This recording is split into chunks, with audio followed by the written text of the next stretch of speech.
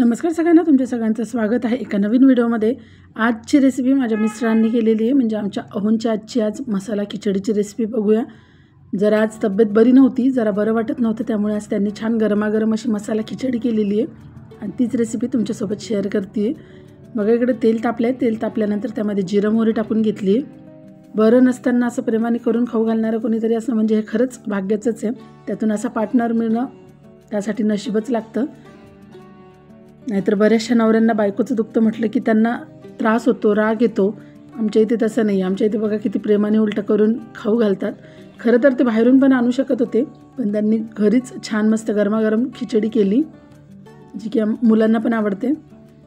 बघा, तेल तापलं आहे, त्यानंतर जिरं मोहरी टाकून घेतली, त्यानंतर उभा चिरून घेतलेला कांदा, सगळी कटिंग पण त्यांनीच केलेली आहे। उभा चिरून घेतलेला कांदा टाकून घेतलेला आहे, हा थोडासा परतून घ्यायचा आहे आता। नाहीतर बऱ्याचशा बायकांचा हाच प्रॉब्लेम असतो, आजारी असताना घरातले कोणीच मंडळी काम तर करत नाही, उलटं चिडचिड करतात। आमच्या इथे तसं नाही आहे, आमच्या इथे मात्र व्यवस्थित काळजी घेतल्या जाते। बघा, कांदा छान परतून झाला आहे, त्यानंतर हे बटाटे टाकून घेत आहेत। बटाट्याच्या पण उभ्या फोडी चिरून घेतलेल्या आहेत। त्या व्यतिरिक्त बऱ्याचशा जणींचा हा पण प्रॉब्लेम असतो की नवरा स्वयंपाक तर करतो, पण एवढा पसारा करून ठेवतो की असं वाटतं की त्याच्यापेक्षा उठून आपण केलेलं बरं, किंवा एवढ्या वेळा विचारायला येतात आता काय करायचं, आता काय टाकायचं, असं वाटतं की आपण उठून आपण केलेला बरा। इथे तोही प्रॉब्लेम नाही आहे, त्यांना काही सांगावं लागत नाही, खूप व्यवस्थित आणि टापटिपपणे सगळं करतात ते। जितके बाहेरच्या ऑफिसच्या कामामध्ये ते नंबर 1 आहेत, त्याचप्रमाणे घरात पण बायकोला मदत करण्यात 1 नंबर आहेत। आईवडिलांच्या तर सगळ्याच मुली लाडक्या असतात, सगळेच आईवडील आपल्या मुलीला जीवापाड प्रेम करत असतात, लाड करत असतात, पण नवऱ्याचं लाडकं हे नशिबातच असावं लागतं आणि देवाच्या कृपेने ते नशीब माझ्या भाग्यात होतं। आज जरी माझे वडील नसले तरी माझ्या वडिलांनी माझ्या आयुष्याचं खरंच खूप कल्याण केलेलं आहे। इतका छान जोडीदार मला माझ्या वडिलांनी दिलेला आहे, त्यांच्या आशीर्वादानेच आज माझा खरंच खूप सुखाचा संसार आहे। टमाटे टाकून घेतलेत बघा त्यांनी आता। माझी आई मी खूप लहान असतानाच गेलेली आहे आणि माझे वडील आत्ता मला मुलगी झाल्यानंतर म्हणजे 2016 मध्ये गेलेत।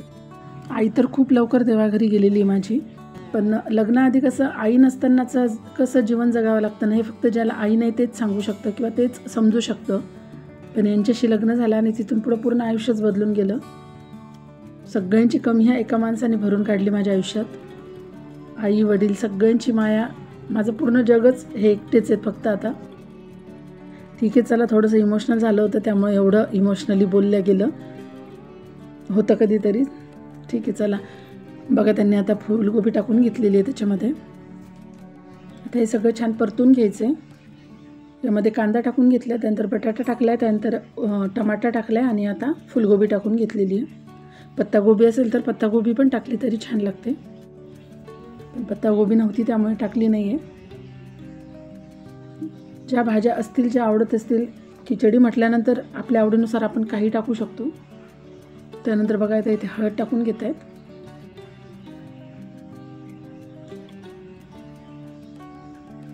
मिक्स करून घ्यायची हळद पण आता याच्यामध्ये सगळी। ह्या भाज्या नुसते तेलावर परतून नंतर आपण जेव्हा शिट्ट्या घेतो तेव्हा शिजल्याच जातात त्याबरोबर।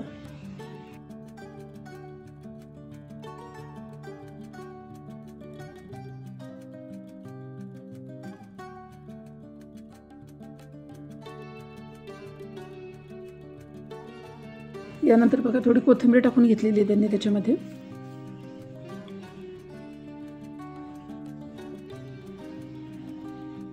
आणि कढीपत्ता टाकतायत। हा कढीपत्ता खरं तर जेव्हा तेल तापल्यानंतर कांदा, जिरं मोहरी परतून कांदा टाकला होता तेव्हाच कढीपत्ता टाकून घेतला तरी चालतो, पण ठीक आहे, आताही टाकलं तरी त्याचा फ्लेवर चांगला उतरतो फोडणीमध्ये।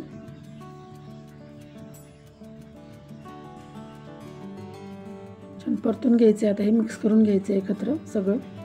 यानंतर बघा, एक वाटण करून घेतलेले लसण पाकळ्या घेतलेल्या आहेत, त्याच्यामध्ये हिरव्या मिरच्या घेतलेल्या आहेत, कोथिंबीर घेतलेली आहे, खोबरं घेतलेलं आहे आणि जिरे घेतलेले आहेत थोडे, असं हे वाटण करून घेतलेलं आहे। हे टाकून घेत आहेत आता त्याच्यामध्ये। हे हिरव्या मिरच्या वापरलेल्या आहेत, त्याच्यामुळे खिचडीमध्ये लाल तिखट टाकण्याची गरज नाही आहे।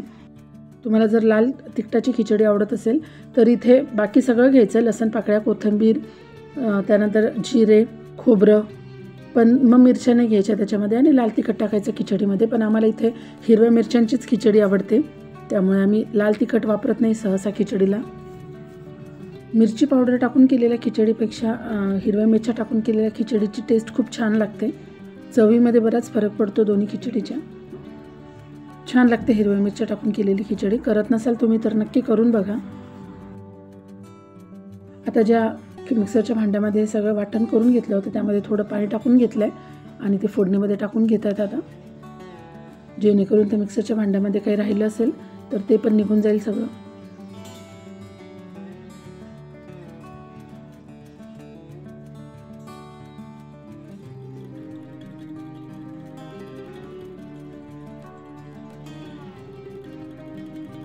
आणि इथे त्यांनी आता पाणी टाकून घेतलेलं आहे.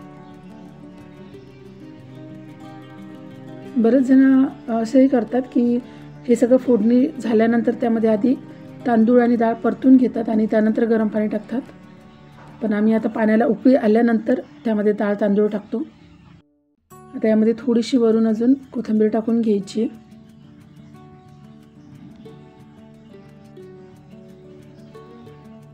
नंतर यामध्ये सोयाबीन टाकायचे. ते सोयाबीन पण भिजवून घेतलेले आहेत आधी.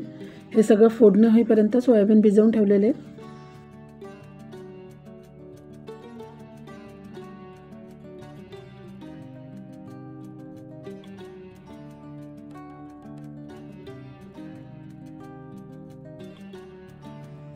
हे बघा, हे सोयाबीन पाण्यामध्ये भिजवून ठेवले होते. हे सोयाबीन पण आता पिळून टाकायचे त्याच्यामध्ये. त्यातलं पाणी सगळं काढून घ्यायचं आहे आणि त्यानंतर हे फोडणीमध्ये टाकून घ्यायचे. हे सोयाबीन पण जेव्हा आपण भाज्या परतून घेतो सगळ्या तेव्हा टाकले तरी चालतात किंवा मग असं फोडणी दिल्यानंतर पाण्यामध्ये टाकले तरी चालतात, कारण आपण शिट्ट्या घेणार आहोत. शिट्ट्यामध्ये ह्या सगळ्या भाज्या छान शिजूनच निघणार आहेत. माझ्या मुलाला खूप आवडतात खिचडीमध्ये सोयाबीन, त्यामुळे थोडं सोयाबीनचं प्रमाण जास्त घेतलेलं आहे. आपल्या आवडीनुसार आपण कमी जास्त टाकू शकतो. पण माझ्या मुलाला शंतनूला खिचडीमध्ये सोयाबीन खूप आवडतात. आणि हे बघा, हे शेंगदाणे हे माझ्या मिस्टरांना खूप आवडतात. शेंगदाणे टाकून घेतलेले आहेत त्याच्यामध्ये. खरं तर मला खिचडीमध्ये वाटाणा पण आवडतो, पण तो वाटाणा आमच्या घरात माझ्याशिवाय दुसरा कोणालाच आवडत नाही, त्यामुळे नाही टाकत आम्ही वाटाणे खिचडीमध्ये. पण छान लागतात, मला आवडतात.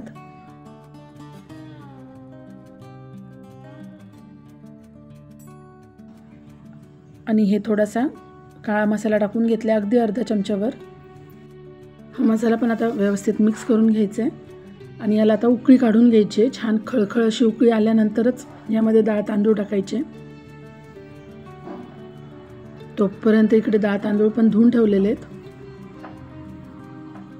तांदूळ आणि तुरीची डाळ घेतलेली आहे, ती स्वच्छ धुवून घेतलेली आहे. बघा, इकडे उकळी पण आलेली आहे छान पाण्याला. उकळी आल्याशिवाय पाण्यामध्ये तांदूळ आणि डाळ टाकायची नाही आहे. खळखळ अशी उकळी काढून घ्यायची आणि त्यानंतरच त्यामध्ये आता डाळ आणि तांदूळ टाकून घ्यायचे.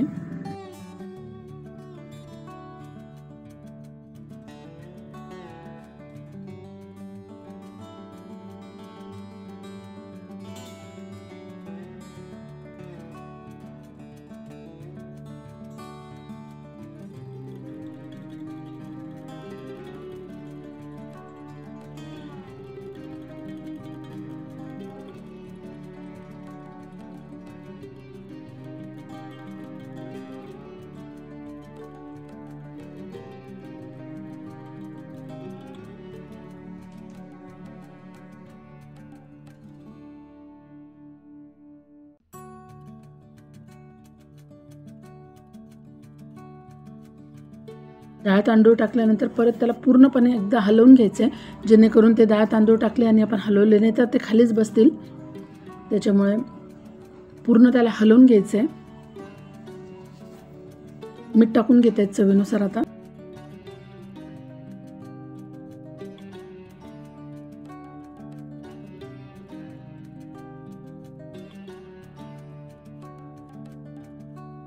त्याला कुकरचं झाकण लावून घ्यायचं आहे, पण त्याआधी हे व्यवस्थित असं एकदा सगळं हलवून घ्यायचं, मिक्स करून घ्यायचं आहे सगळं. बघा, छान अशी उकळी आलेली आहे आणि आता याला झाकण लावून घ्यायचं आहे आणि आता याच्या 3 शिट्ट्या करून घ्यायच्या. हाय फ्लेमवर याच्या 3 शिट्ट्या करून घेतलेल्या आहे.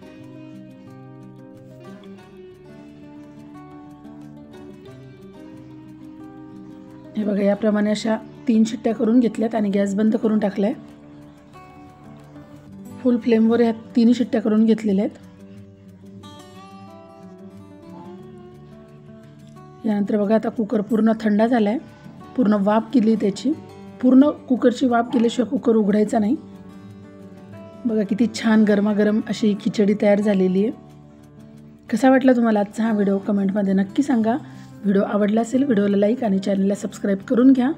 माझ्याप्रमाणेच अशा अजून बऱ्याच जणी असतील ज्यांचे नवरे पण त्यांना त्यांचं दुखत असताना प्रेमाने स्वयंपाक करत असतील. त्यांनी नक्की सांगा कमेंटमध्ये. परत भेटूया असेच एका छानशा व्हिडिओमध्ये. व्हिडिओ शेवटपर्यंत बघितल्याबद्दल धन्यवाद. बाय बाय सगळ्यांना.